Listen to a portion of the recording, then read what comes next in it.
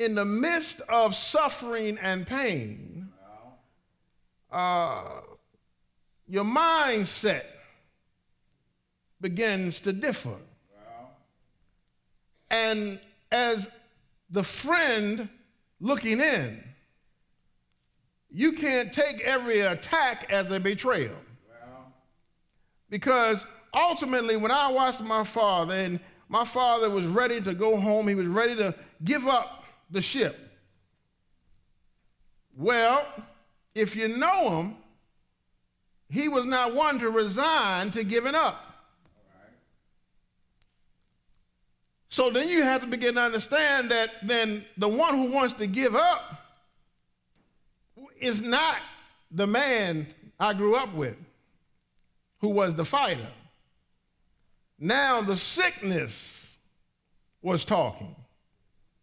And now the sickness is what was betraying my feelings on me, because I never would have thought I've seen someone who fought so hard now stop fighting.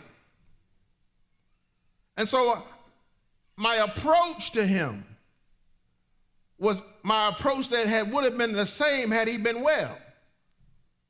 But the ultimate understanding is that approach would not have been needed if I was dealing with the same person.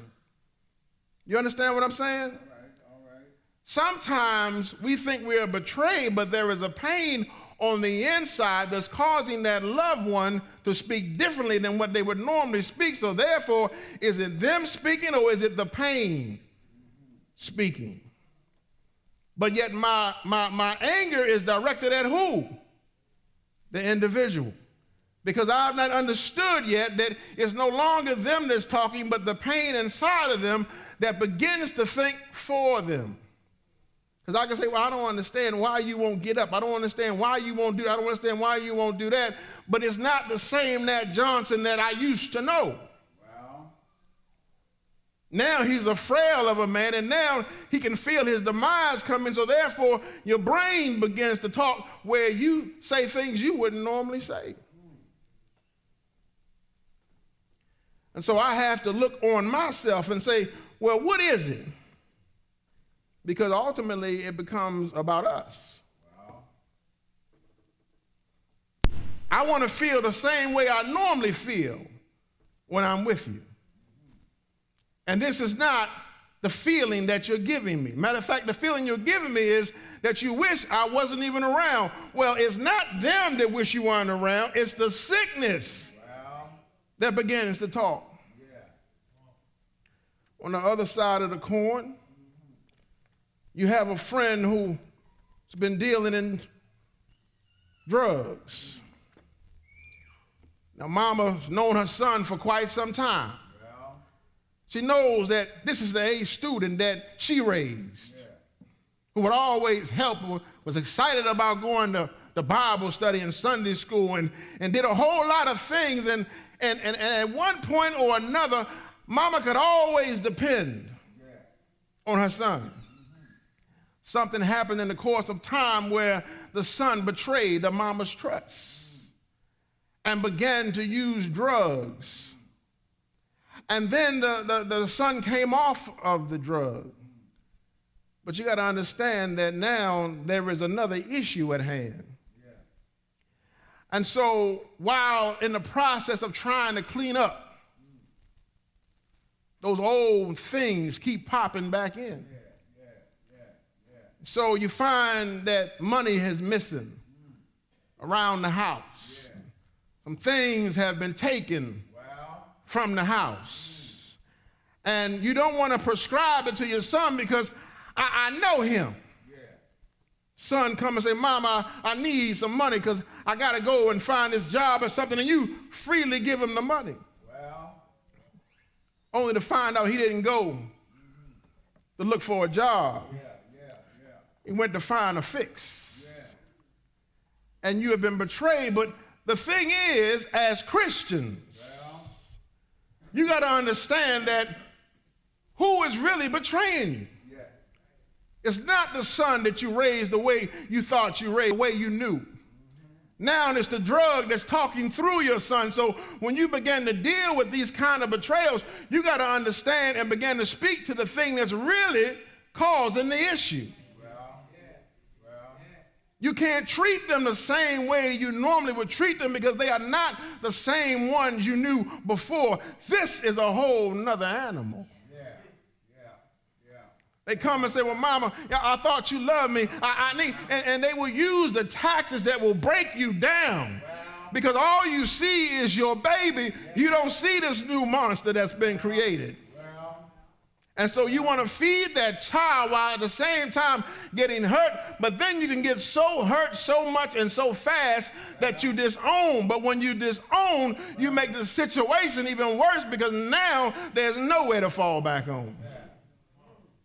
And you got to understand that a person who has betrayed you is out there really struggling on the inside with what they're doing, but for some reason they can't seem to control it. Well, come on now. Come on now. Question becomes, though, how much help? Yeah. You can help until you can't help no more. And then there's tough help. Yeah. That word of no. I can't help you on this one. I'm here for you. Yeah. But I can't do what I would normally do because you're not the same person. Yeah. Come on, God. Deal with that. Judas want a little extra money.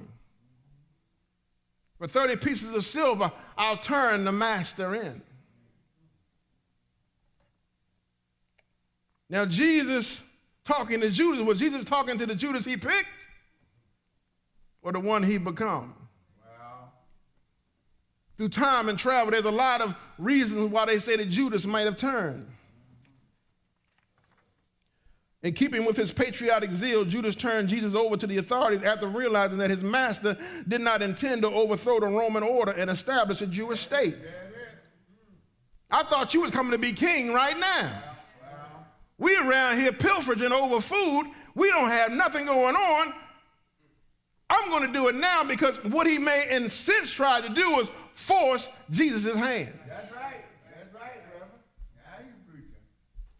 Why do you do it? So you got to begin to understand who it is that you're dealing with. Yeah. Because that makes all the difference in the world on how you process this so-called ability to help one another. Yeah. Let me let you in on a clue when it comes to the church. In the church, you're going to hurt more often than not from folks you trying to help. Because the folks you are trying to help has some serious issues. Yes, sir. And Christianity is not surface or skin deep. Wow. Christianity goes down to the core of the situation, which means that I may have to go a little deeper than I thought. To the point of losing my own comfortability. To make someone else feel a little more comfortable. Bring it, brother. Had I understood where I am now when I dealt with my father, I would have dealt with him differently because I would have understood now it's not Nat Johnson, it's the pain that's ready to go. It's the pain he's suffering, it's the mind's mentality that says, look, y'all doing fine. But you got to understand that I was a strong and viral man. Full of life. That ain't me no more. So I now have to address not the strong Nat Johnson, but the weak Nat Johnson. I got to address not the non-strung out son, but the strung out son. I got to address the issue that is making the person in my life change from what they used to be.